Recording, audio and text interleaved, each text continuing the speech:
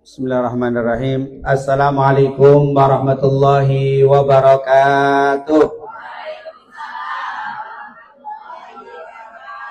Alhamdulillah wassalatu wassalam ala Rasulillah wa ala alihi wa man wala. Rabbi shrah li sadri wa yassir li amri wahlul 'uqdatam min lisani yafqahu qawli. Subhanaka la ilma lana illa ma 'allamtana innaka antal alimul hakim. Amma ba'd.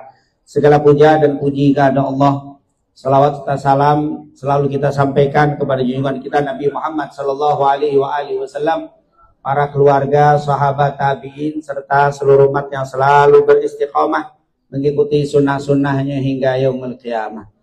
Alhamdulillah, setelah kita membaca kalimat thayyibah dan juga bersolawat kepada Rasul, semoga semua yang telah kita baca diterima oleh Allah Subhanahu wa taala dan menjadi salah satu sebab Allah kabulkan semua hajat-hajat kita, Allah mudahkan segala urusan kita, dan Allah ampuni segala dosa dan kekurangan kita semua. Amin ya rabbal alamin. Alhamdulillah, pada hari ini seperti yang rutin kita lakukan di tempat yang kita cintai ini, bersama-sama kita bersilaturahim dan juga mempelajari syariat Rasulullah SAW. Yang rutinitas kita lakukan biasanya membahas ilmu-ilmu syariat Rasulullah SAW. Tapi hari ini kita gabung karena memang Rabiul Awal sudah keluar ya. Walaupun sudah beberapa hari berlalu, bulan Rabiul Awal kita sudah masuk Rabiul Tsani, tapi seperti yang rutin kita lakukan, tetap kita khusus acara hari ini selain taklim juga kita banyak bersolawat kepada Rasul dalam rangka mengingat mengenang hari kelahiran Nabi kita Nabi Muhammad SAW. Semoga apa yang kita lakukan ini dicatat oleh Allah sebagai tanda cinta kita kepada Nabi Muhammad SAW. Amin amin ya rabbal alamin. Tapi tetap judulnya maulid tetap ngaji juga. Dan pengajian atau maulid sama aja dengan pengajian.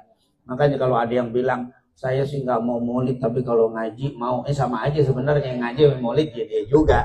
Cuman bedanya kalau maulid itu sholawatnya banyak, kalau pengajian sedikit, ngajinya banyak. Kalau ini kita bikin banyak sholawatnya kepada Rasulullah SAW. Alhamdulillah, kalau kita berbicara tentang Rasul Sallallahu Alaihi Wasallam, ini luar biasa, nggak pernah habis ngebahas tentang Nabi kita Nabi Muhammad Sallallahu Alaihi Wasallam. Makanya ulama-ulama tuh pengarang-pengarang kitab yang berbicara tentang Rasul, wah, mereka membahas juga nggak pernah habis.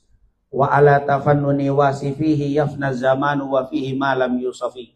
Berbicara tentang Nabi, sudah banyak ahli-ahli, penulis-penulis, pujangga-pujangga memuji Rasul, tapi tetap saja zaman berlalu tapi masih banyak akhlak kemuliaan Nabi yang belum terungkap. Oleh karena itu, di kesempatan hari ini juga sulit untuk kita membahas tentang Rasulullah Sallallahu Alaihi Wasallam. Tapi ingin kita sedikit saja menerjemahkan surat Al-Anfal ayat 33. Al-Anfal ayat 33. Apa di situ dikatakan? Ayatnya pendek sekali. Allah Subhanahu wa taala berfirman, wa ma kana Allahu liyu'adzibahum wa anta fihim wa ma kana Allahu mu'adzibahum wa hum yastaghfirun. Itu Al-Anfal 33. Sengaja saya bawain bukan hadis tapi ayat dasarnya biar ibu-ibu nanti kalau pulang bisa lihat tuh. Surat Al-Anfal 33. Tapi benar enggak tuh? Saya juga lupa kadang-kadang ayatnya. Tapi insyaallah benar. Nah, Al-Anfal 33 ayat pendek. Wa ma kana Allahu liyu'adzibahum wa anta fihim wa ma kana Allahu mu'adzibahum wa hum yastaghfirun. Arti secara garis besarnya, wa ma kana Allahu liyu'adzibahum, sekali-kali Allah tidak akan mengadab mereka, tidak akan menurunkan bala bencana musibah kepada mereka, wa anta fihim, sementara kamu wahai Nabi Muhammad ada bersama mereka.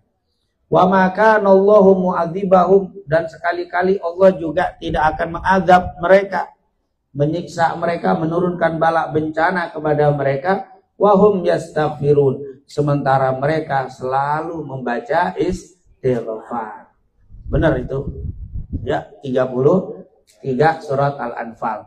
Dari ayat ini maka para ulama mengatakan ada dua benteng, ada dua tameng yang sangat kuat supaya kita terhindar dari bala, bencana, musibah.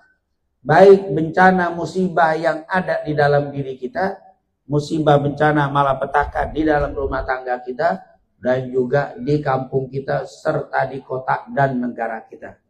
Apa itu? Dua bentengnya yang paling kuat. Yang pertama, ada Nabi Muhammad sallallahu alaihi wasallam. Wa anta fihim, dan engkau berada bersama mereka. Yang kedua, memperbanyak baca istighfar. Ini dua benteng, Ibu. Ini dua benteng, Bapak, kalau kita mau terlindung dari bala, bencana, musibah di dunia dan juga di akhirat. Dua. Apa itu? Hadirkan Nabi Muhammad bersama kita. Yang kedua, basahi lidah kita dengan membaca istighfar. Nah, coba kita bahas. Sebagian ulama mengatakan, oh, zaman Nabi ada dua benteng, tapi zaman kita, nah zaman kita ini zaman apa? 2025, bentengnya tinggal satu. Kenapa? Karena Nabi sudah nggak ada, berarti tinggal satu. Apa itu? Istighfar. Ini menurut sebagian ulama. Tapi pendapat yang kedua, menurut sebagian ulama yang kedua, ini yang kita pegang. Tetap bentengnya dua. Bentengnya tetap apa? Dua, bukan tinggal satu. Kenapa? Karena Nabi juga masih bisa hadir. Subhanallah. Saat Nabi kan udah meninggal. Enggak. Memang secara fisik Nabi meninggal. Tapi secara kehidupan barzakiyah, kehidupan yang berbeda, Nabi tetap hidup. Kok bisa Nabi tetap hidup? Nah, ini jadi masalah ntar ini. Nabi masih hidup? Iya. Coba kita lihat. Ini bedanya Nabi dengan kita. Kalau bapak kita, guru kita, siapa orang tua kita meninggal, selesai. Kalau Nabi Muhammad belum. Nabi tetap apa? Hidup. Walaupun hidupnya tidak seperti kita. Yang perlu makan salak, makan gemblong, pisang goreng. Ini nggak lagi deh. Kehidupan begitu udah nggak lagi tuh. Tapi Nabi masih apa? Hidup. Dari mana? Nah, ini dia. Coba kita lihat. Bahkan kata ulama, setelah meninggalnya Nabi, justru itu tambah menunjukkan wa ma arsalnaka illa rahmatan. Allah tidak mengutus Nabi Muhammad kecuali rahmah untuk alam semesta. Coba kita lihat. Waktu Nabi hidup, Nabi adanya di kota Mekah. Lahir sampai umur 53 tahun. Setelah itu pindah ke Madinah, di Madinah 10 tahun. Pernah ke Syam dagang, bawa dagangan Khadijah radhiyallahu anha. Cuman hidupnya seputar itu aja. Pernah juga naik ke langit pertama, kedua sampai ke-7 waktu apa? Isra dan tapi belum pernah datang ke Pondok Aren. Pernah ke Pondok Aren? Nggak pernah. Jangan ke Pondok Aren, Jakarta juga belum pernah, Indonesia belum pernah. Tapi dengan meninggalnya Nabi, Nabi bisa datang ke Pondok Aren. Bagaimana caranya? Seandainya ada ibu atau bapak tidur, mimpi Nabi. Saya semalam mimpi Nabi. Bagaimana? Nabi datang ke rumah saya. Benar-benar tuh Nabi datang ke rumahnya. Karena hadis Bukhari Muslim, sepakat seluruh ulama, hadis ini sahih. Man ra'ani fil manam faqad ra'ani. Fa inna syaitana la yatamatsalu bi. Siapa yang bermimpi aku, siapa yang melihat aku di dalam tidurnya, berarti sungguh-sungguh benar-benar dia telah melihat aku. Karena setan tidak bisa menyerupai aku. Subhanallah. Saya mimpi beliau selagi duduk di ruang tamu, tiba-tiba saya lihat Nabi Muhammad. Berarti datang ke rumah. Subhanallah. Berarti dengan meninggalnya Nabi secara fisik dohir, berarti Nabi bisa menjadi rahmah untuk semuanya. Coba dia nggak meninggal, nggak pernah datang ke Pondok Aren. Kalau ada yang mimpi, kalau nggak ada yang datang, nggak ada yang mimpi, ya nggak pernah datang ke sini. Makanya kalau orang yang bagus mimpi Rasul, wah, hadisnya nggak ada yang khilaf. Bukhari Muslim, bukan satu lafaz, banyak lafaznya yang mengatakan siapa yang melihat aku dalam tidurnya, sungguh dia telah melihat aku. Di hadis lain, man ra'ani fil manam fasayarani. Siapa yang bermimpi aku bakal melihat aku. Di riwayat yang lain, Man ra'ani fil manam fasaufa yarani. Siapa yang mimpi aku nanti kelak pasti akan ketemu dengan aku. Kenapa? Karena setan tidak bisa menyerupai aku. Jadi kalau ibu tidur mimpi ustaz, mimpi kiai, ketemu ustazah, belum tentu benar. Itu bisa jin. Kita mimpi ketemu Nabi Muhammad, Nabi Isa, belum tentu benar. Tapi kalau mimpi Nabi benar, itu adalah Nabi Muhammad SAW. Berarti Nabi bisa datang kemana-mana gara-gara beliau meninggal. Kalau nggak meninggal, yang kedua, hadis Anas bin Malik dan Abu Hurairah. Hadis Ibnu Majah, Imam Ahmad, Baihaqi, semua ulama mengatakan hadis ini sahih. Rasul pernah bilang apa? Ma min muslimin yusalli alayya illa raddallahu alayya ruhi hatta arudda alaihi salam. Tidak ada seorang muslim atau muslimah yang bersolawat kepada aku illa kecuali raddallahu alayya ruhi, kecuali Allah kembalikan ruhku.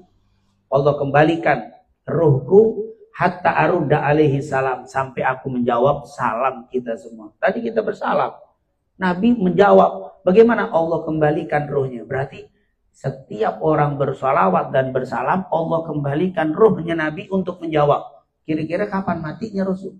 Orang jawab terus, hari ini kita solawat, habis sekarang berhenti. Di kampung sebelah ada yang maulid, selesai kampung sebelah semua. Kalau nggak bulan maulid, solawat nggak berhenti. Ada yang berdoa, solawatan dulu, ada yang solawat. Taruhlah seandainya seluruh dunia orang muslim muslimah sakit gigi, nggak ada yang bisa bersolawat lagi begini semua sakit gigi. Waduh, katanya sih penyakit yang paling serem tuh. Insya Allah Allah kasih sehat walafiat. Waduh, nggak ada yang salawat, seluruh dunia nggak ada yang salawat. Apakah Nabi masih hidup? Jangan lupa, innallaha wa malaikatahu yusalluna 'alan nabi ya ayyuhalladzina amanu sallu 'alaihi.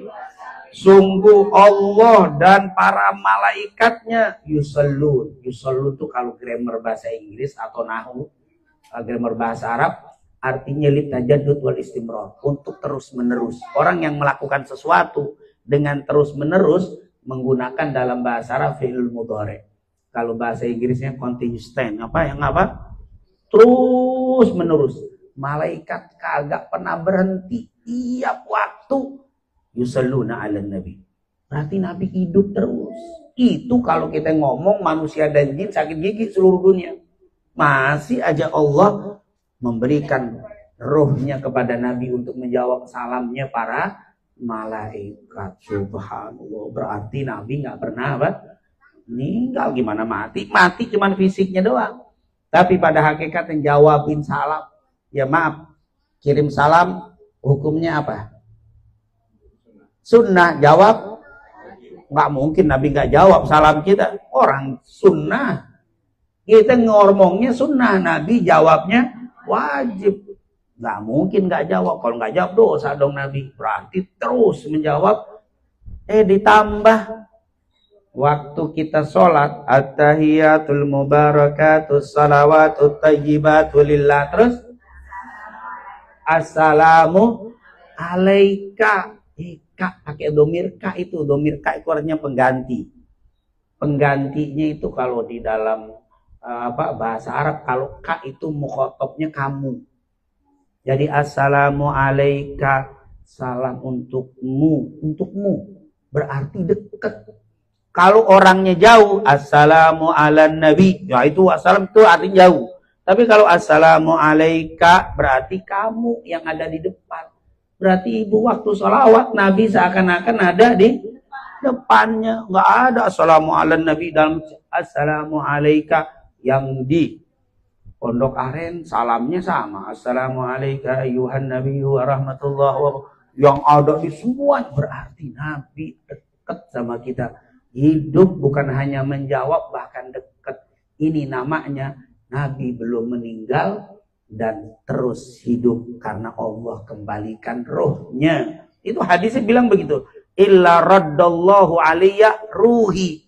Kecuali rohku dikembalikan. Berarti hidup Rasulullah Sallallahu Alaihi. Oh, berarti Nabi masih ada dan bisa menjadi benteng dari apa? bala, bencana, musibah kalau ada Nabi Muhammad. Yang jadi masalah bagaimana cara ngadirin Nabi.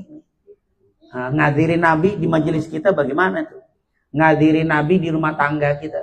Menghadirkan Nabi dalam kehidupan kita biar di kehidupan kita jauh bala, bencana, musibah. Kalau Nabi masih hidup secara fisik, Nabi yang mau datang kemana aja dia terserah dia. Nabi datang. Tapi kalau sudah meninggal, perlu kita yang apa? Ngundang, kita yang manggil. Perlu dipanggil, perlu diundang. Bagaimana cara menghadirkan Nabi Muhammad. Dan alhamdulillah, Nabi mah kalau diundang cepat datangnya. Apa kalau kita baca maulid itu tadi? Idza da'ahul miskinu ajabahu ijabatan muajjalah. Nabi Muhammad kalau diundang sama orang-orang miskin, dia cepatnya memenuhi undangannya. Sama orang kaya datang, tapi sama orang miskin lebih cepat datang. Nabi kalau diundang nggak pakai ngelihat siapa yang ngundang nih.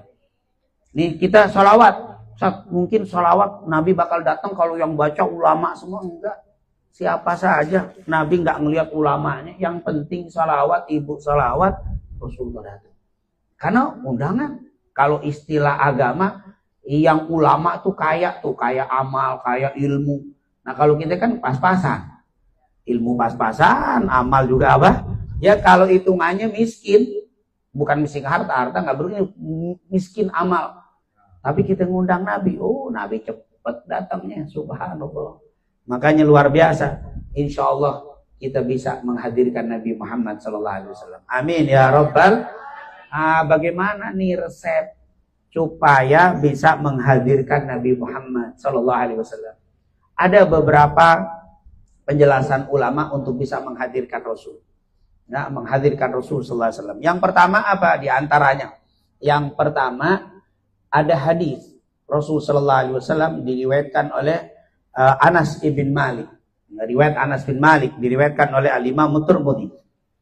Ada yang mengatakan sanadnya fidhah, di dalam sanadnya sedikit kelemahan, tapi ini hadis sangat-sangat maknanya sahih. Apa kata Anas bin Malik? Ya bunayya, waktu itu qala Rasulullah bersabda. Ya bunayya, wahai anakku. Dipanggil anak kecil nih, karena memang Anas bin Malik waktu Nabi masuk kota Madinah umurnya 10 tahun. Waktu Nabi meninggal, Anas bin Malik umurnya 20 tahun. Berarti waktu Rasulullah hijrah ke Madinah Rasulullah tuh umurnya 53 waktu hijrah. Anas bin Malik baru umur 10. Berarti terhitung masih usia kanak-kanak. Apa kata Anas bin Malik? Rasulullah pernah menasihati aku dengan mengatakan, ya bunayya, wahai anakku, idza qadirta antus biha wa tumsiya wa laysa fi qalbika ghishun li ahadin faf'al. Kata Rasul, hai anak kecil, wahai Anas bin Malik, idza qadirta, jika kamu mampu, antus biha wa tumsiya, masuk di waktu pagi dan di waktu sore, walaysa fi qalbika ghishun li ahad, dan hatimu bersih, tidak ada menyimpan kedengkian kepada satu pun di antara orang yang ada di sekitarmu, faf'al, lakukan itu. Wadzalika sunnati, kata Rasul, itu adalah kebiasaanku. Jadi kebiasaan Nabi itu pagi bangun hati bersih, kagak ada nyimpen sedikit pun kebencian dengan orang-orang yang ada di sekitarnya.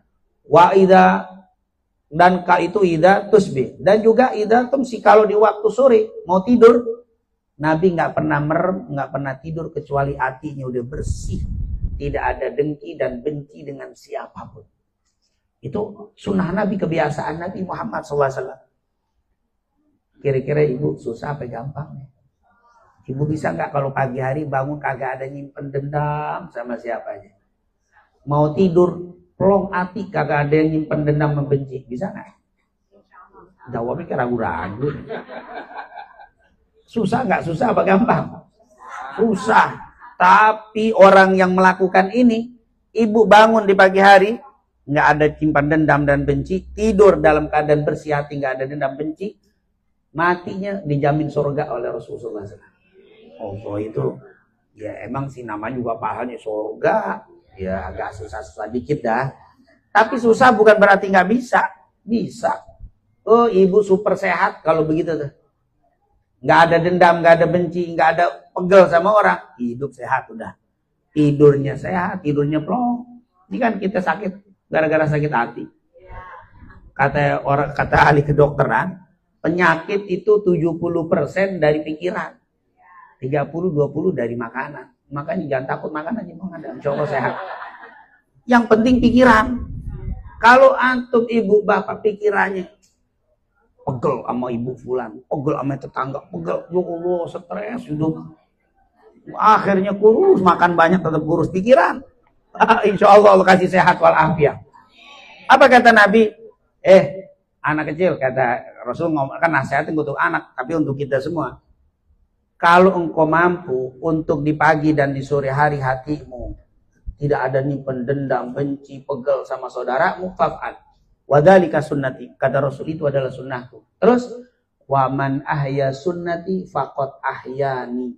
Siapa yang menghidupkan sunnahku berarti dia telah menghidupkan aku. Berarti hidupin Nabi tuh. Di rumah kita, istri kita, suami kita bersih hati, nggak ada itu berarti Nabi ada di situ. Karena itu adalah sunnah Rasulullah Sallallahu Alaihi.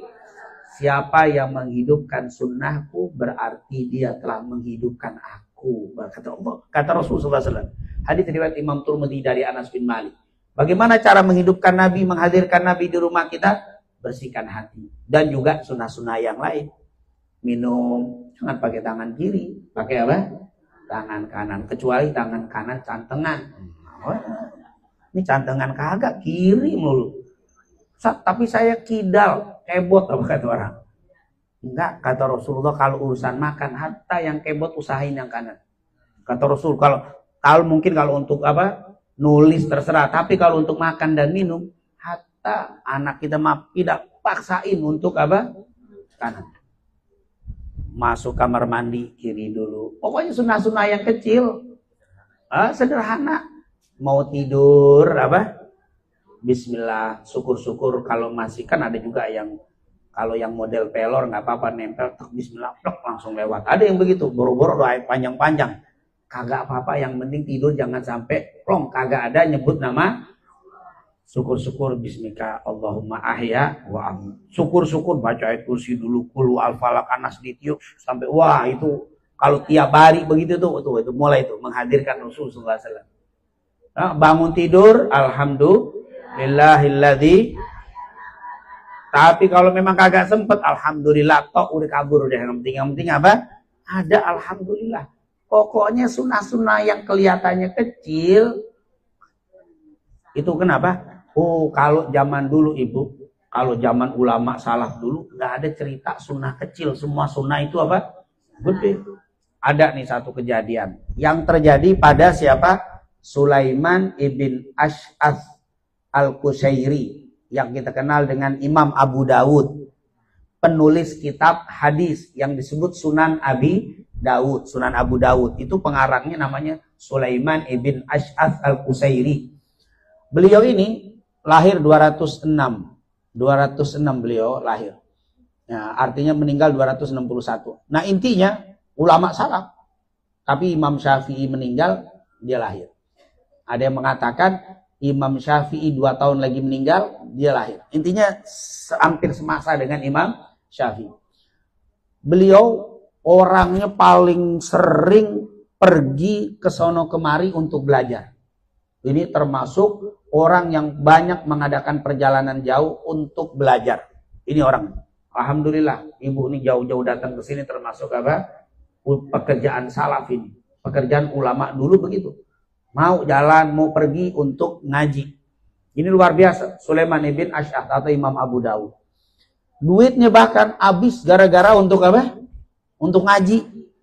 Kan kalau ngaji mesti keluar modal. Pakai motor, keluar bensin. Belum ada parkir. Keluar lagi. Dia nggak pikirin itu untuk ngaji, dilakukan itu. Ini Sulaiman ibn Ash'ath atau Imam Abu Dawud. Sekali waktu dia mau harus lurus kata Rasul. Habis bangkis itu. Jangan sampai apa? Salah posisi. Salah posisi. Ada yang urat yang berbahaya. Makanya waktu hajim bakteri keluar normal lagi, maka diucapin apa? Alhamdulillah. Yang dengar apa? Ya rahamukallah, semoga Allah menyayangimu. Ya karena sayangnya Allah dikeluarkan penyakit, dinormalkan kembali. Ya rahamukallah. Dia doa lagi, yahdikumullah, semoga Allah memberikan hidayah kepadamu. Itu kan kelihatannya kecil, tapi lihat Imam Abu Dawud denger nih tukang angkut, ya rahamukallah, alhamdulillah, langsung bilang sama nakoda, Pak supir, nakoda ya, Pak supir kapal laut kan nakoda ya, Pak supir, balik ke pelabuhan sebentar. Kata si supir, nggak bisa, kita udah bergerak, masa udah bergerak mundur lagi? Tolong sebentar, saya pengen ketemu sama yang bangkis tadi tuh. Nggak bisa Pak. Dikeluarin duit, ini 1 dinar untukmu. Oh iya, jadi kadang-kadang dikasih duit jadi juga itu apa? Zaman dulu yang susah-susah dikasih 1 dinar. Oh 1 dinar lumayan ini. Baik, wah mundur dia apa? Mundur tuh kapal. Penumpang yang lain, ya Allah cuman pengen ketemu itu doang pakai mundur katanya. Nggak apa-apa, saya udah bayar. Mundur, dia turun dari kapal. Ya rahamukallah, cuma jawab doang apa? Ya rahamukallah, kata si Imam Abu Dawud. Orang itu bilang, yahdikumullah. Dan riwayat lain, yaghfirullahu lana walakum. Semoga Allah memberikan hidayah kepadamu dan menjadikan kamu yang lebih baik. Riwayat yang lain, semoga Allah memberikan ampunan kepadamu. Langsung Abu Dawud naik lagi jalan. Kata penumpang nyari, ya Allah, pakai turun, pakai mundur lagi tuh kapal gara-gara cuman apa? Menjawab yahdikumullah, yarhamukullah doang. Yarhamukullah doang. Akhirnya nggak lama di tengah perjalanan semua penumpang capek tidur. Semua tidur kecuali nakoda. Oh, kalau tidur nyasar. Nggak mungkin kan dinyumpir. Pas nggak lama sudah pada bangun. Satu pas lagi pada kumpul, satu ngomong, wallahi semalam saya mimpi. Di dalam mimpi saya ada yang mengatakan apa? Sungguh beruntung Abu Dawud. Mimpinya ngomong begitu. Sungguh beruntung Abu Dawud. Kenapa? Faqad ishtara al-jannata bidirhamin. Dia telah membeli surga dengan 1 dirham. Mimpinya begitu. Dengar begitu sekapal semua bilang, wallahi, sekapal teriak. Wallahi saya mimpi yang sama. Saya mimpi semua sekapal. Mimpinya kalimat apa? Faqad ishtara Abu Dawud al-jannata bidirhamin. Sungguh Abu Dawud telah membeli surga dengan 1 apa? Dirham. Nah, 4 juta. Kenapa? Karena dia berani ngeluarin itu, bukan dia pengen jawab. Kata waktu ditanya, kenapa kayak begitu wahai Abu Dawud? Sampai gue dapat ini. Ketahuilah, sunnah Nabi nggak ada yang kecil. Sunnah Nabi nggak ada yang kecil. Apa yang kita lakukan kelihatannya kecil. Boleh jadi Allah ridho kepada ibu-ibu gara-gara memperhatikan minumnya kanan terus. Boleh jadi masuk kamar mandi lewat kaki kiri itu diperhatiin. Yang kecil, nggak ada yang kecil di hadapan Allah. Abu Dawud. Yang kedua, kata Abu Dawud, orang itu sedang bangkis, sedang dapat nikmat. Sedang dapat nikmat, dia bersyukur. Kan bangkis, alhamdulillah, ngucapin alhamdulillah. Dia dapat nikmat, bersyukur. Orang yang dapat nikmat, bersyukur, doanya makbul. Itu doanya makbul. Biasanya kan orang lagi dapat nikmat, lupa, giliran susah baru ingat. Betul apa enggak? Kalau lagi susah aja tahajudnya sampai nangis. Doanya sampai keluar air mata, sampai leceh gitu mau kena. Kenapa lagi susah? Tapi giliran seneng, Pak. Nah ini nih, kata Daud, dia lagi seneng dapat nikmat, ngucapin alhamdulillah, doanya gobul tuh. Maka saya datang buru-buru, boleh jadi doanya dia gobul. Ternyata bener, doanya apa? Gobul. Yang ketiga, kata Abu Dawud, jangan pernah meremehkan doa seorang muslimah. Boleh jadi dia di mata kita itu bukan orang hebat, bukan ustadz, bukan ustadzah, bukan kiai, tapi doanya kadang-kadang gobul dibanding ustadz dan kiai. Subhanallah. Insyaallah yang hadir di sini semua doanya digobulkan oleh Allah. Amin ya rabbal. Makanya kalau ketemu sama saudara ada yang bilang assalamualaikum, jangan nggak dijawab. Boleh jadi doanya itu orang lagi gobul sama dia. Kan assalamualaikum, keselamatan untukmu. Wah itu luar biasa. Makanya ini adalah menghadirkan Nabi dengan cara menghadirkan sunnah-sunnah Nabi Muhammad Sallallahu Alaihi Wasallam. Ini hadirkan Rasul. di rumah kita biar bala bencana dari rumah kita hilang. Caranya bersihkan hati dan jaga sunnah-sunnah Rasulullah Shallallahu Alaihi. Yang kedua atau yang ketiga, amalannya apa? Banyak bersolawat kepada Nabi Muhammad, banyak bersolawat kepada Rasul. Karena tadi siapa yang bersolawat kepada aku sekali, Allah mengembalikan ruhku dan aku menjawab salamnya dan salawatnya. Perhatikan, walaupun fisik tidak ada, tapi Nabi hadir dengan menjawab salam dan salawat kita.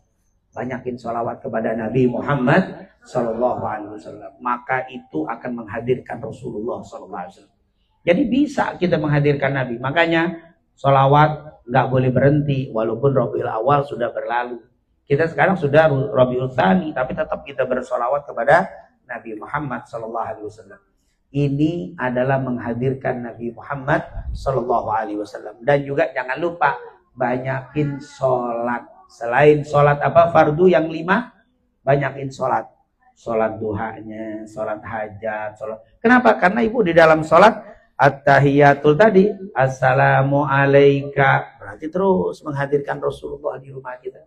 Banyakin sholat, insya Allah dengan menjaga sunnah-sunnah Rasul, membersihkan hati, dan juga apa? Bersolawat, serta menjaga banyak sholat-sholat sunnah di rumah. Rumah itu akan mendapat benteng karena Nabi selalu ada di tempat tersebut. Amin ya Rabbal.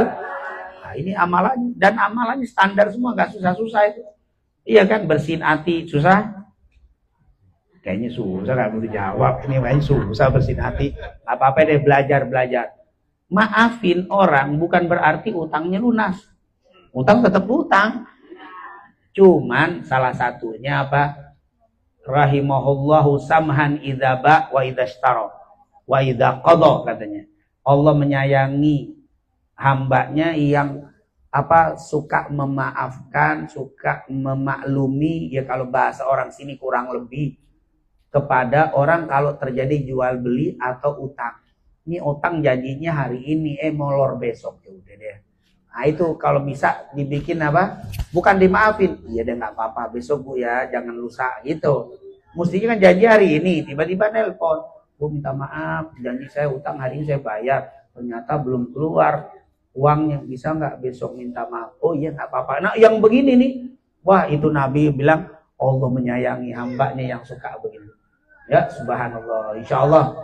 Nah sampai tahunan musibah itu. Emang kadang-kadang apa? Utang ini paling gampang bayarnya, paling ruwet. Kadang-kadang ditagih lebih galak. Waduh, kalau kayak begini ibu maaf, kalau ada yang ngutang kayak begini, tiap ngutang kabur, tiap ngutang nggak bayar, utang lagi yang dikasih. Bohong nggak apa-apa deh, minta maaf bu, saya nggak bisa bu, masih banyak kebutuhan terus saya.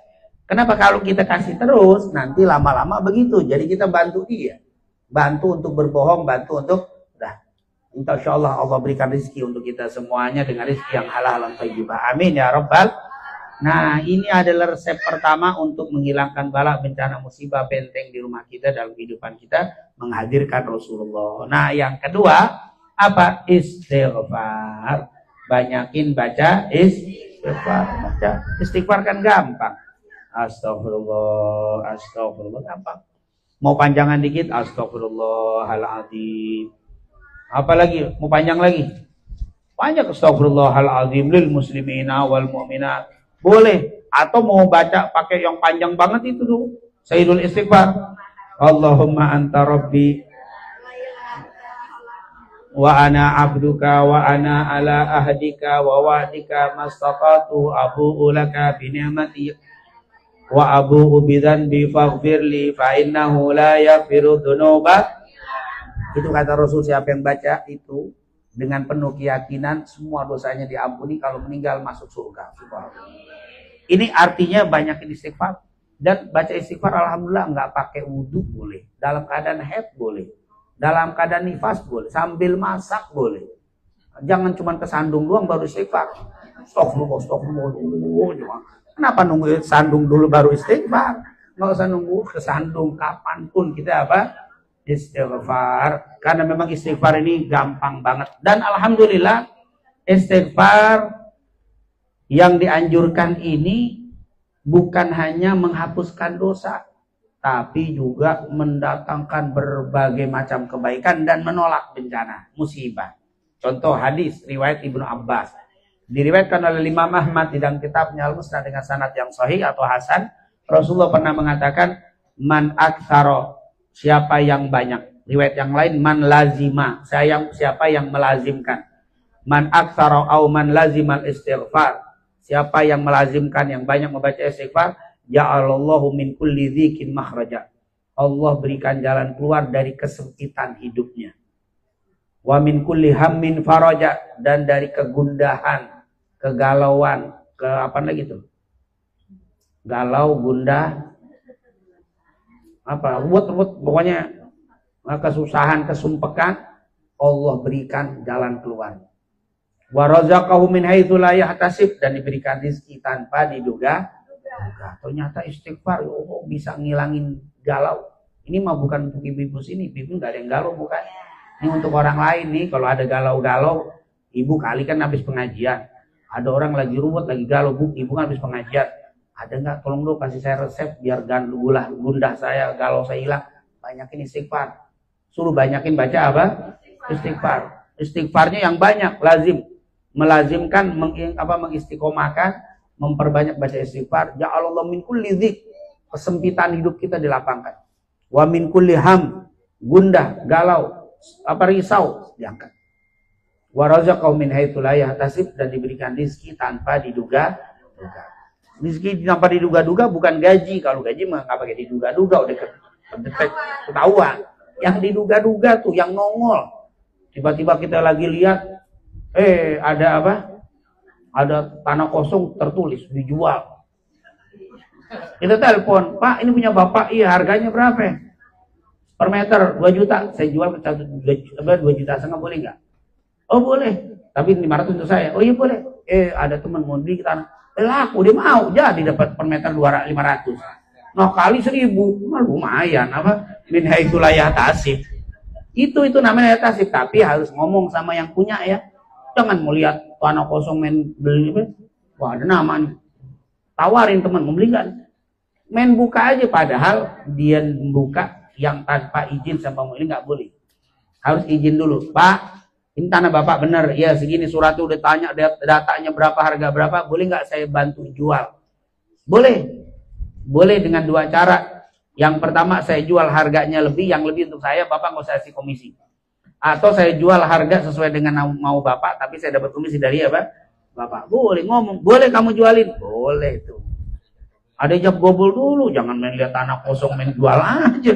Udah kayak tanahnya dia, padahal bukan punya dia. Nanya beneran, Pak, berapa mau dijual? 5 juta per meter. Oh gitu. Bisa ditawar mentok berapa? 4,5 juta. Ya udah. Oh izin Pak, terima kasih. Kagak minta izin dijual ke orang. Mau di tanah nggak nih Pak? Berapa? 5 juta. Udah deh sama kamu deh, saya tahu. Punya dia, padahal bukan apa? Nanti dia mesti uang DP dulu, kita beliin sono, kita akhirnya faedah, nggak boleh itu menjual barang milik orang lain, kecuali minta izin untuk apa? Jual. Itu namanya rezeki. Orang yang banyak istighfar kayak begitu cepet tuh goalnya tuh.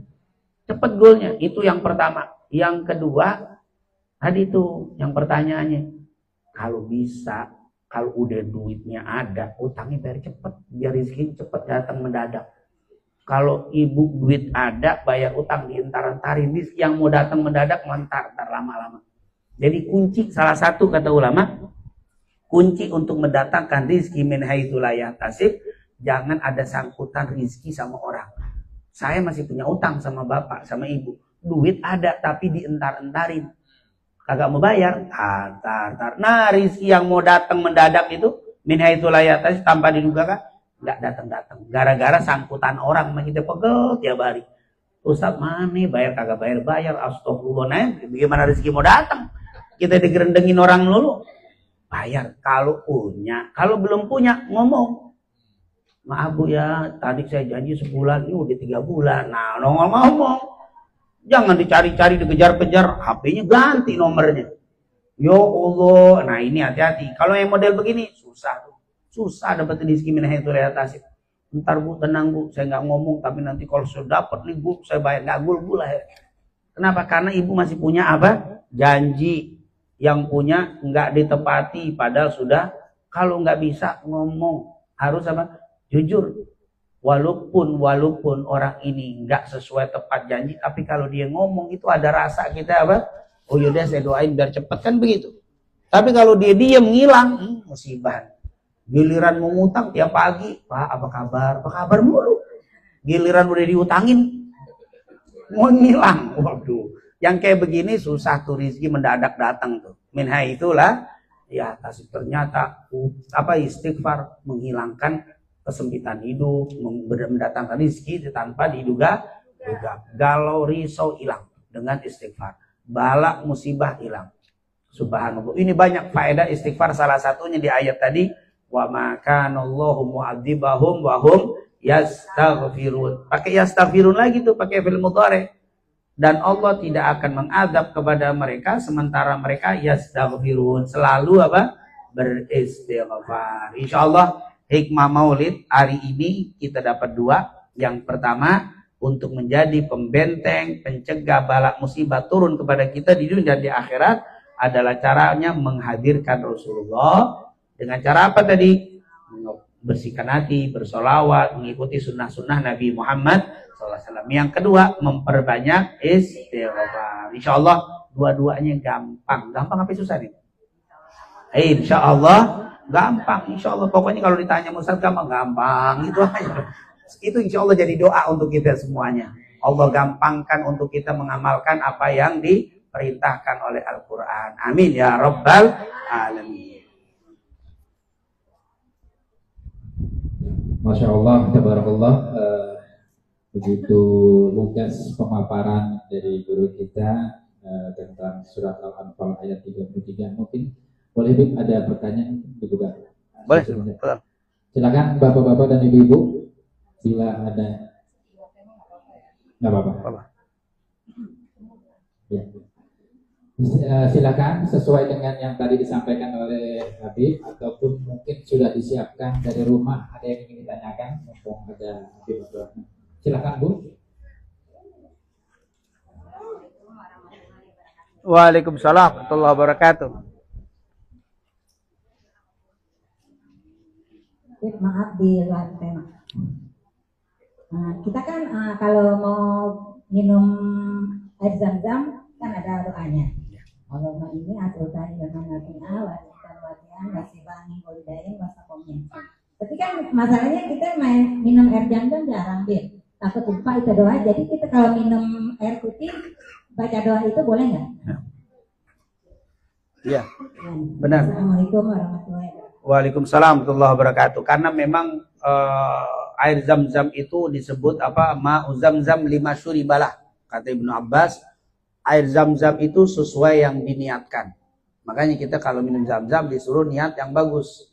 Nah, di antaranya tadi ada beberapa teks sama di antaranya tadi, ya Allah, aku minum ini dengan harapan semoga diberikan ilmu yang manfaat, kemudian dikasih rizki dan dikasih sehat.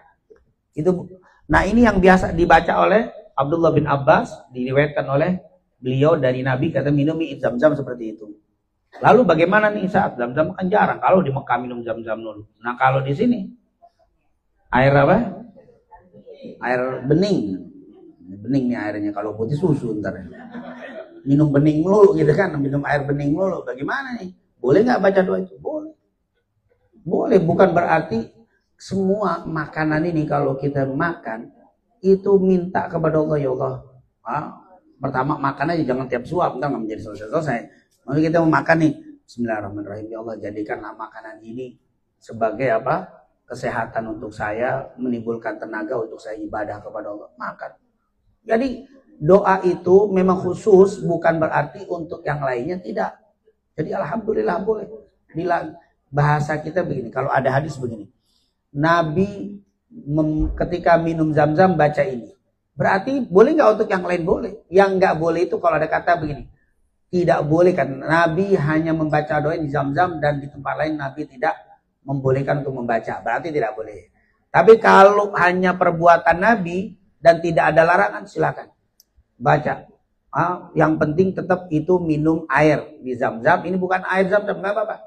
Kecuali nanti beda pekerjaan. Misalkan nih doanya bagus ini Ustaz, bagaimana kalau saya doa untuk taklim? Boleh tapi kurang pas. Atau untuk masuk kamar mandi nggak pas. Atau mau tidur nggak pas. Karena kerjaannya beda. Tapi kalau sama-sama makan.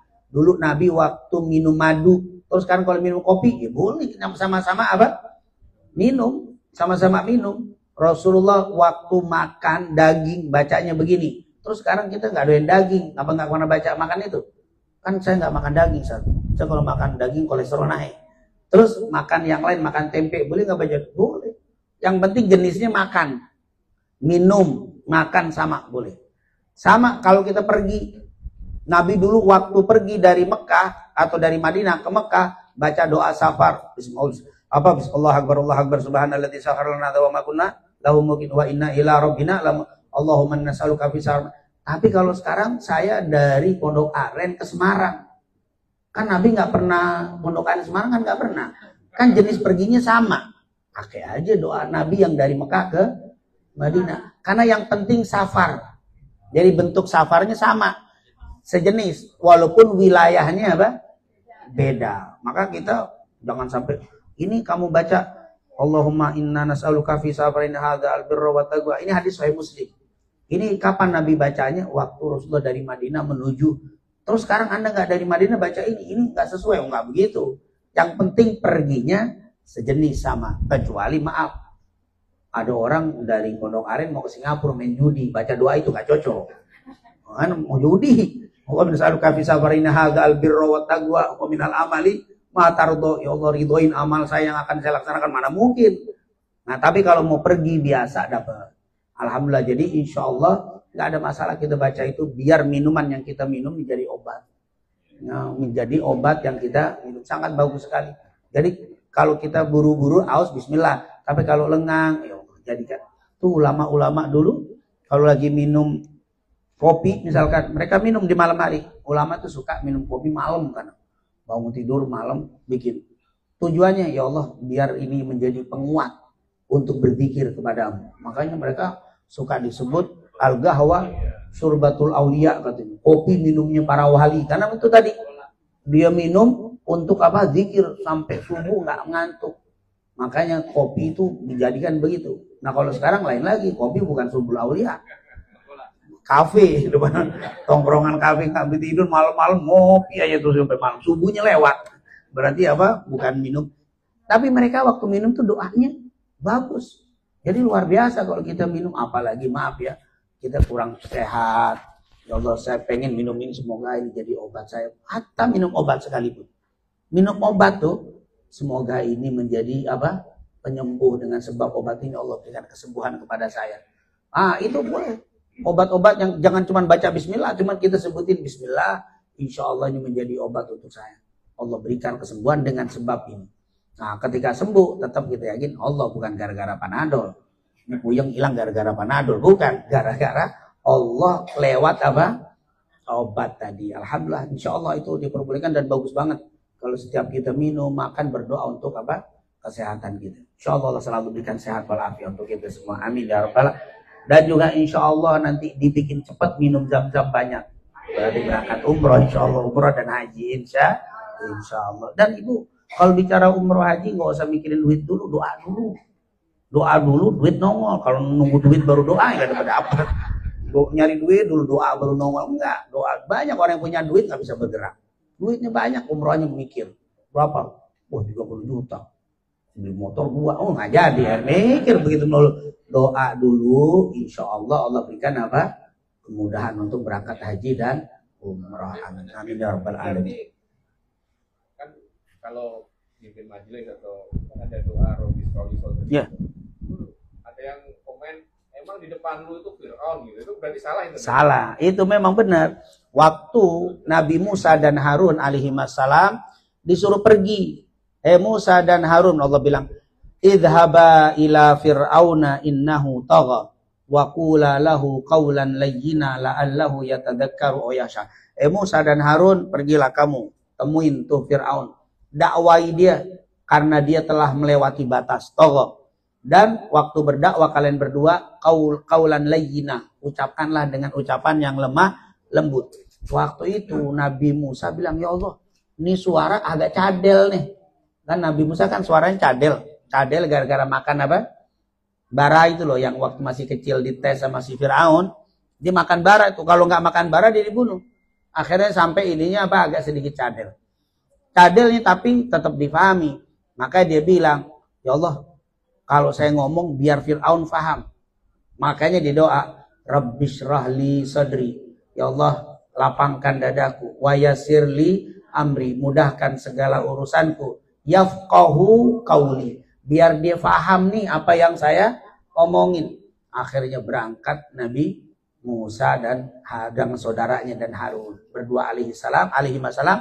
Ternyata waktu dengan lemah lembut tetap aja ditolak sama si Fir'aun. Nah, ini sebab Rabbi Syrahli itu turunnya gara-gara Nabi Musa disuruh. Kalau sekarang saya mau ngajar baca Rabbi Syrahli, emang mau ngadepin Fir'aun, emang Fir'aun.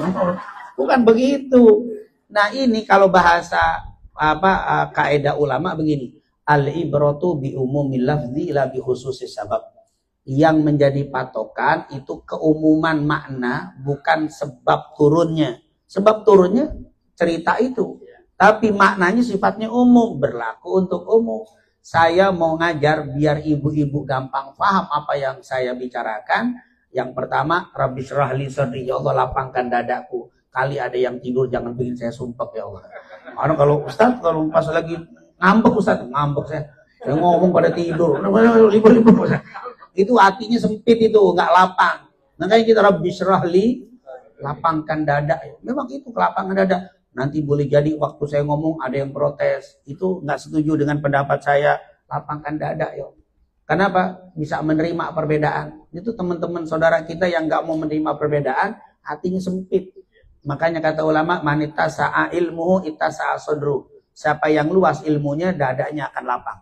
Tuh, itu apa? Rabbi syrahli sadri wa yassirli amri. Mudahkan urusan saya.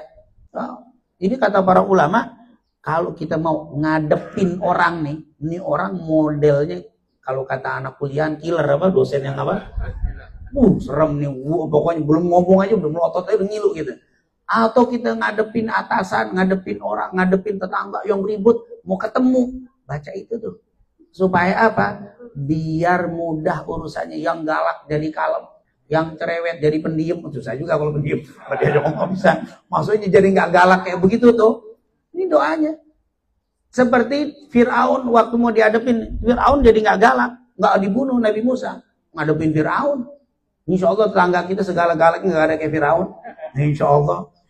Rabbi syrahli sadri wa yassirli amri. Mudahkan urusanku. Terus yafqahu qauli. Biar difaham apa yang saya omongin. Maaf, banyak ribut itu bukan gara-gara tidak paham, teman salah paham. Ya kebanyakan apa? Salah paham sama tetangga. Ini ngasih pemahaman yang benar aman. Ini gara-gara salah paham. Makanya kata ulama, mendingan nggak tahu sama sekali daripada salah.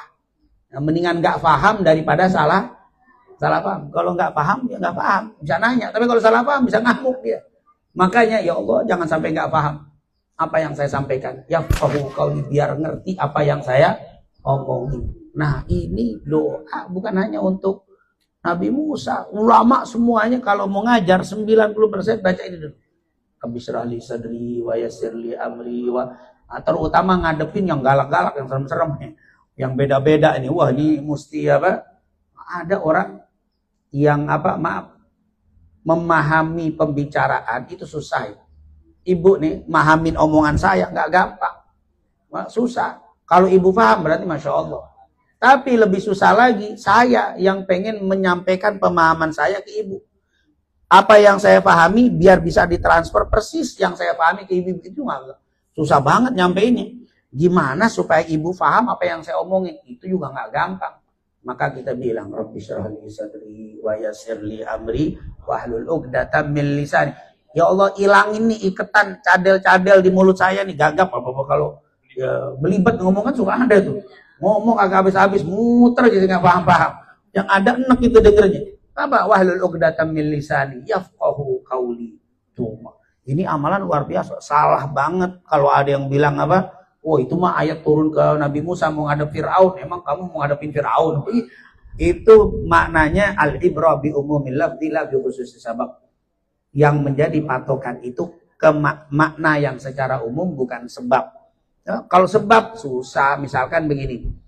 Ibu habis sholat ada zikir tuh, salah satu zikirnya apa? Allahumma a'inni ala wa syukrika wa husni ibadatik. Itu hadisnya untuk Mu'ad bin Jabal. Wa Rasulullah itu kan kata Mu'ad, akhadhan nabi biyadi. Nabi sekali waktu pernah megang tanganku, faqala ya Mu'ad ini uhibbu. Mu'ad aku cinta sama kamu. Wa ana wallahi ya Rasulullah, saya juga ya Rasul cinta sama kamu. Inni u'allimuka kalimat taquluha fi kulli duburi sholatika. Aku akan ajarkan kepadamu beberapa kalimat yang kau baca habis sholat 5 waktu. Bacalah Allahumma a'inni ala dzikrika. Tapi sekarang kita baca, jangan-jangan emang kamu Mu'ad bin Jabal. Ini kan untuk Mu'ad, kenapa bapak ibu ikut baca? Enggak. Kejadiannya untuk Mu'ad, tapi maknanya sifatnya apa? Umum. Makanya disampaikan di hadis, ayat disampaikan dalam Al-Quran. Kecuali Nabi ngasihnya bisik-bisik. Nggak ketahuan, itu baru.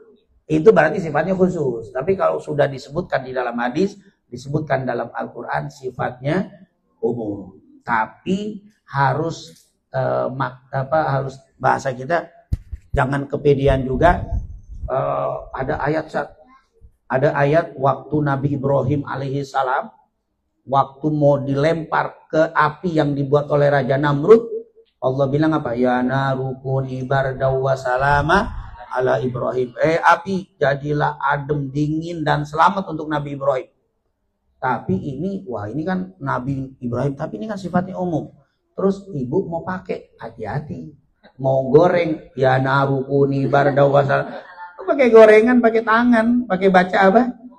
Ya narukuni bardaw wa salama ala Ibrahim. Mau angus di sini. Ya harus pakai gorengan. Enggak, ini kan api jadi dingin. Iya ibu siapa pakai baca itu? Tapi ada ulama yang baca itu adem. Ulama baca itu adem. Jadi bukan bacaannya nggak cocok, bukan orangnya belum cocok. Kalau ibu bahasanya bawa pistol, nah ibu belum bisa nembak, bahaya. Nembak kena apa sini ini. Gara-gara nggak biasa apa? Jadi senjatanya benar, tapi yang memakainya pun harus apa? Pandai, biasa. Makanya kata Ibnu Qayyim, doa itu bagaikan senjata, bagaikan apa? Pedang. Ada yang ibu amalannya sedikit standar, ya doanya standar aja. Karena cocok. Kalau doanya terlalu hebat, nggak cocok sama apa? Penggunanya. Yang ahli ya bawa senjata yang gedean, yang bagus, sesuai dengan apa? Kadar kita. Jadi alhamdulillah, sekali lagi catatan, doa amalan itu berlaku umum selama jenisnya sama. Ya kayak tadi itu ya, kata Pak Budi tadi berkaitan dengan mau dakwah, mau ketemu orang, mau ngadep orang, baca itu Rabbi Syrahli. Tapi bukan menyamakan kita dengan ngadepin Firaun, bukan, tapi memang fungsinya sama. Wallahu a'lam bishawab. Assalamualaikum warahmatullahi wabarakatuh. Waalaikumsalam warahmatullahi wabarakatuh. Mau bertanya, pada hari kelahiran Nabi biasanya amalan apa yang Nabi lakukan ya? Misalkan Nabi berpuasa, ataukah Nabi mengundang teman-temannya makan atau bersedekah bagi-bagi sembako? Mungkin ada riwayatnya. Yang kedua mengenai kan kita tidak boleh bergibah ya, gitu ya. Nah, bagaimana pada saat misalkan lihat sosial media ada gosip artis lewat gitu ya. Nah itu misalkan kita sempat terbaca itu kita juga sudah dosa atau bagaimana ya? Assalamualaikum. Waalaikumsalam warahmatullahi wabarakatuh. Memang hari kelahiran para nabi itu semuanya istimewa. Semua hari kelahiran para nabi itu apa? Istimewa. Nabi Adam walaupun nggak lahir tapi diciptakan itu hari Jumat. Makanya hari itu jadi apa? Jadi hari istimewa. Seperti hadis Aus ibn Aus riwayat Imam Tirmidzi dengan sanad yang hasan, inna min afdali ayyamikum yaumal jumu'ah fihi khuliqa Adam. Sungguh hari yang termulia yang kalian miliki adalah hari Jumat karena di situ dilahirkan Nabi Adam. Berarti hari istimewa karena di situ dilahirkan Nabi Adam. Wa fi qubit, dan di hari itu juga Nabi Adam dimeninggalkan. Dan di hari itu juga dimasukkan ke surga. Di hari itu juga Nabi Adam keluar dari surga. Sama seperti Nabi Muhammad. Nabi Muhammad lahirnya hari Senin, meninggalnya juga hari Senin. Dapat wahyu hari Senin. Isra Mi'raj hari Senin. Sampai ke Madinah hijrah hari Senin. Hari Senin juga banyak. Artinya sama tuh. Yang kedua, contoh Nabi Musa. Hari kelahirannya heboh. Nabi Musa itu Fir'aun lagi tidur. Pas tidur dia mimpi keluar api dari Baitul Maqdis. Jalan tuh api ke Mesir. Lalu membakar istananya Fir'aun dan membakar semua kaum Fir'aun. Bani Israel kagak kebakar. Bangun dia. Dipanggil tukang sihir, tukang ramal. Para peramal, apa ini terjemahan mimpi saya? Akan lahir tahun ini anak laki-laki dari Bani Israel. Dan nanti kalau gede menghancurkan istanamu. Akhirnya dia bilang, bunuh semua anak laki yang lahir tahun ini. Karena dia takut tuh. Dan tahun itu lahir Nabi Musa. Akhirnya diumpetin, ditaruh di mana? Di kotak, dipeti sampai lari ke rumah istana Firaun. Artinya kejadiannya heboh. Semua kelahiran para nabi. Nabi Isa dalam Al-Quran. Wassalamu yawma wulidtu wa yawma amutu wa yawma ub'atsu hayya. Dan penuh keselamatan, kesejahteraan di hari kelahiranku, dan di hari kematianku, dan di hari dibangkitkan aku. Hari penuh keselamatan, kelahiran Nabi Isa. Begitu juga Nabi Muhammad SAW. Bahkan dulu lahirnya Nabi hari Senin. Kenapa enggak hari Jumat? Kenapa enggak hari Sabtu? Jumat kan hari kemuliaan. Hari Sabtu, hari kemuliaan orang Yahudi. Mulia banget. Hari istimewa Yahudi itu hari Sabtu. Hari Ahad itu orang Nasrani. Ditaruh di hari Senin. Hari Senin bukan hari kemuliaan. Karena khawatir kata ulama, jangan-jangan kalau lahirnya hari Jumat, nanti ya Nabi mulia gara-gara Jumat lahirnya. Kalau hari Sabtu, Yahudi bilang, iya mulia gara-gara lahir Sabtu. Itu hari kemuliaan kami. Kalau hari Ahad, Nasrani yang klaim gara-gara lahirnya. Tapi ditaruh di hari Senin yang nggak ada keistimewaannya, tiba-tiba karena kelahiran Nabi jadi istimewa tuh Senin. Nah, Senin menjadi amalan sunnah kita berpuasa. Senin dibuka pintu surga. Hadis Bukhari Muslim dari Abu Hurairah, inna abwabal jannah tuftah yaumal itsnin wal khamis. Surga dibuka setiap hari Senin dan hari Kamis. Senin. Dan ternyata Senin menjadi mulia karena kelahiran Nabi. Jadi bukan Nabi numpang kemuliaan dengan hari, justru hari menjadi mulia gara-gara kelahiran Nabi Muhammad SAW. Kalau kita kan numpang. Ibu kalau meninggal hari Jumat bebas dari fitnah kubur, kan mulia gara-gara apa? Kalau Nabi justru hari menjadi apa?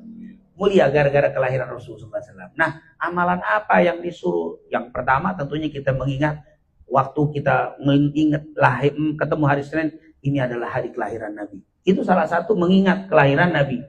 Jangan dibenci. Ini ada apa ayat apa? Kalau saya benci hari Senin bahasanya I hate mandi. Kenapa benci sama Senin?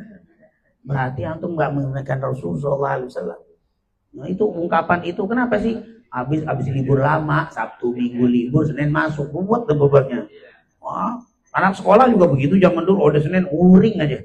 Kalau Jumat sore aja seger. Karena besok libur. Nah ini berarti kenapa benci dengan hari Senin?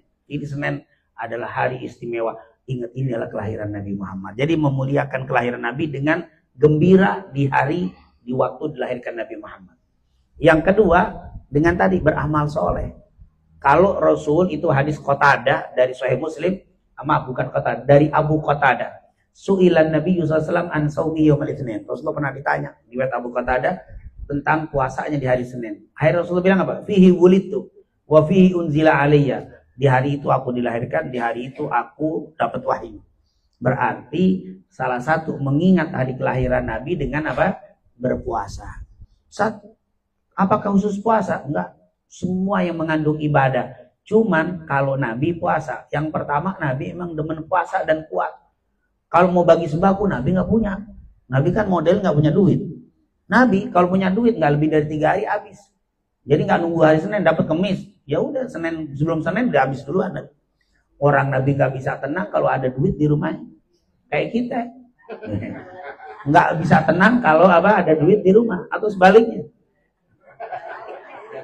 Kalau ada duit tenang. Kalau nggak ada duit Nggak tenang, beda berarti. Kalau Nabi ada duit, gelisah, harus disedekahin dulu. Kalau udah sedekah habis, baru dia tenang. Kalau kita kan lain. Ini muka-muka tenang, berarti ada duit di rumahnya. Kan kalau Nabi tenangnya nggak ada duit. Kalau kita tenangnya ada duit. Rasulullah SAW nggak bisa tenang. Jadi kalau nginget hari kelahirannya nggak bisa sedekah. Bagus banget. Kenapa? Karena nggak punya duit. Yang ada puasanya. Tapi bagi kita silakan saja mengingat hari kelahiran Rasulullah SAW dengan sedekah, dengan berbagi rizki yang kita punya. Oh, itu luar biasa. Yang penting jangan diisi dengan maksiat kepada Allah Subhanahu. Kita aja nih, kita nih kalau lagi hari ulang tahunnya beli kue, undang orang, padahal hari kelahiran sendiri. Kan Allah bilang, Rasul mengatakan apa? La yu'minu ahadukum hatta akuna ahabba ilaihi min walidi wa waladi wan nasi ajmain. Rasul bilang tidak sempurna iman kalian sampai kalian mencintai aku melebihi cinta kalian terhadap orang tua, anak dan seluruh manusia, bahkan diri sendiri. Kalau diri sendiri aja pas ulang tahun, oh Masya Allah, makanannya juga apa? Tapi giliran Nabi, kadang pakai ngeluarin duit lagi, udah deh biasa-biasa aja kali. Oh, giliran dirinya sendiri apa? Nah, berarti cinta Nabi boleh tuh. Boleh dengan ingat hari kelahirannya, mengingat itu salah satu mensyukuri kelahiran Nabi, mengingat. Ya maaf ya, kalau ibu mungkin ada nih, kalau ibu mungkin pada lupa ya. Kalau ada ibu istri suaminya udah tahu nih hari ulang tahun, kagak ingat semuanya, pegel dia. Pegel nggak ini? Orang tahun orang lain ngucapin, sama kagak pernah ngucapin, orang suaminya lupa, istrinya lupa, marah. Kalau kita masa lupa sama hari kelahiran Nabi Muhammad SAW, 12 Rabiul Awal dilupakan begitu saja, sementara untuk orang-orang yang kita cintai, kita ingat, kita catat. Jangan lupa tanggal merah ini adalah tanggal hari kelahiran istri atau suami, atau kalau enggak bisa ngambek. Nah ini berarti kan perlu diingat, itu sebagai tanda cinta. Kalau orang cinta ingat semuanya. Ya, itu adalah tanda cinta. Rasulullah SAW kita ingat. Apa? Cintanya. Nah ini ternyata mengingat tadi. Yang kedua dengan apa? Berpuasa atau dengan amal-amal soleh yang lain yang kita bisa. Kemudian yang tentunya yang ketiga ini menyebarkan atau memberitahukan. Ya, namanya kita cinta, kita kasih tahu nih, ini hari kelahiran orang yang kita cinta, kasih tahu sama orang. Itu menyebar, ngasih tahu sama orang ini hari kelahiran Nabi. Ini adalah hari kemuliaan dengan dilahirkan Rasulullah, ngingetin ke orang. Itu juga termasuk, alhamdulillah Indonesia membuat tanggal itu menjadi tanggal apa? Merah, semua jadi tahu. Kalau yang kerja girang, entah girang maulidnya atau girang liburnya, pokoknya libur aja deh itu. Pokoknya alhamdulillah. Tapi itu kan mengingatkan. Dalam rangka mengingat itu kejadian itu suatu yang luar biasa. Dan ini insya Allah menjadi pengingat kita. Jadi dengan amal-amal soleh silakan beragam dengan yang kita mampu. Dan yang kedua tadi pertanyaan lupa saya. Ya, ghibah. Gimana nih kita buka media sosial ada si ibu itu begini-begini, wah diomongin.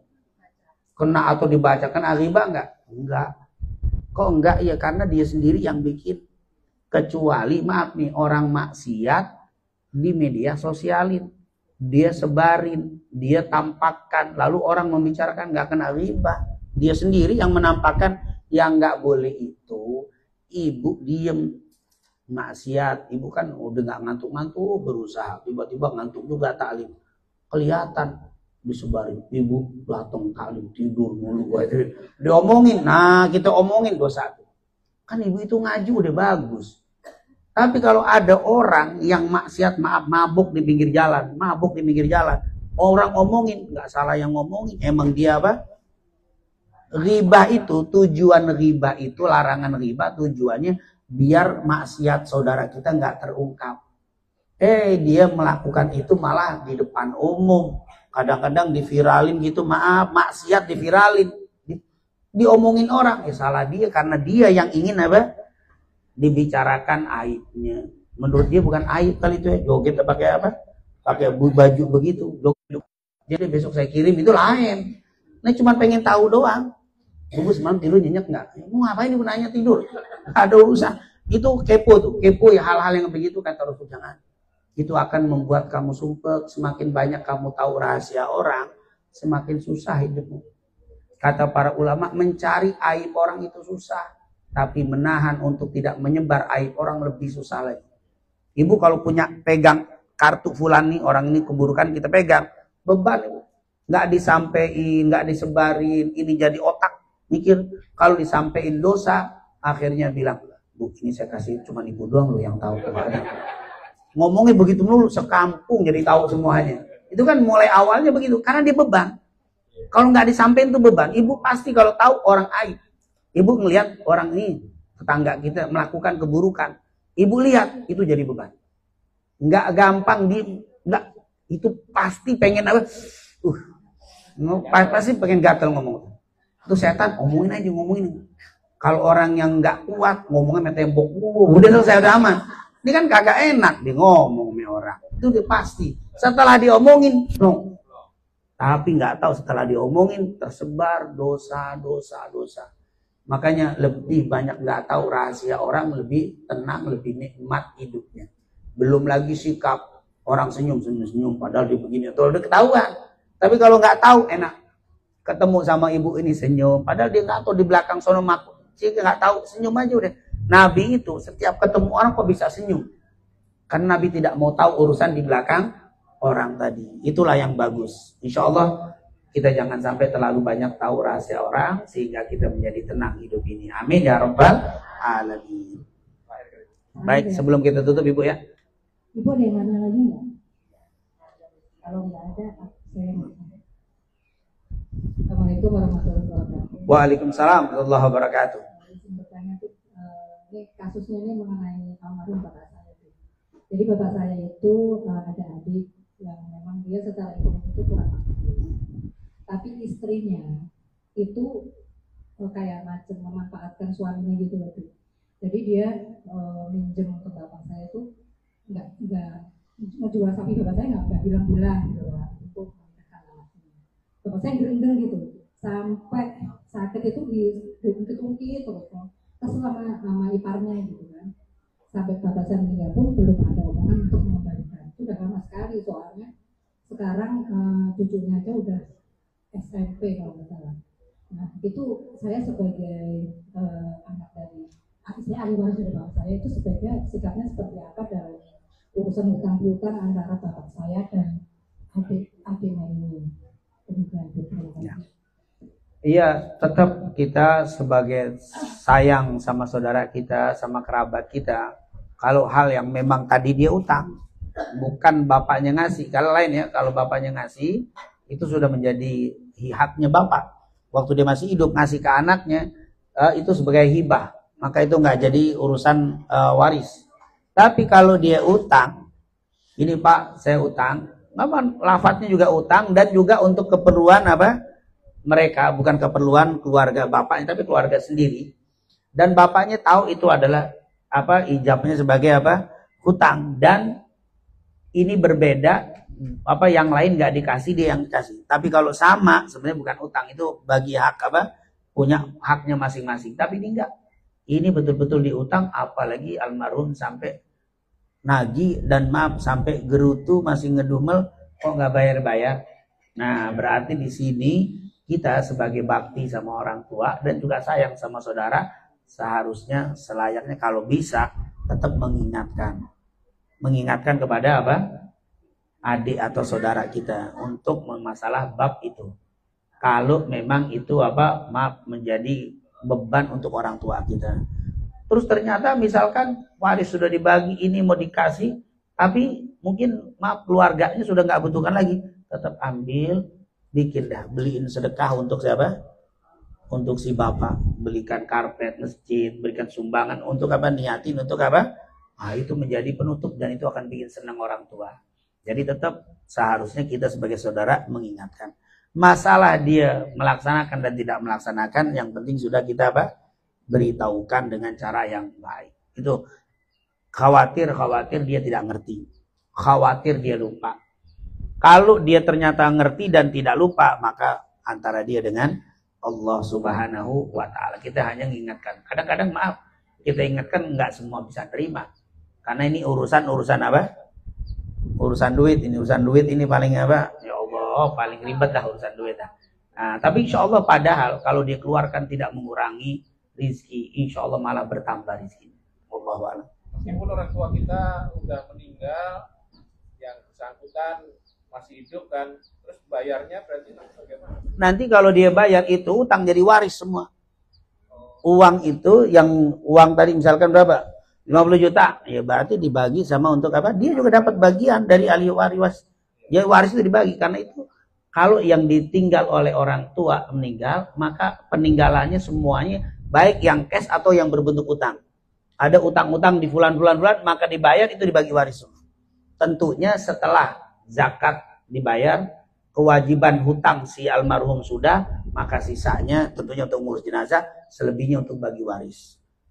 Jadi utang sama sini atau sama di luar itu masih, kan ada yang meninggal orang lain utang sama si almarhum, maka utangnya itu menjadi waris juga untuk keluarga yang ditinggal.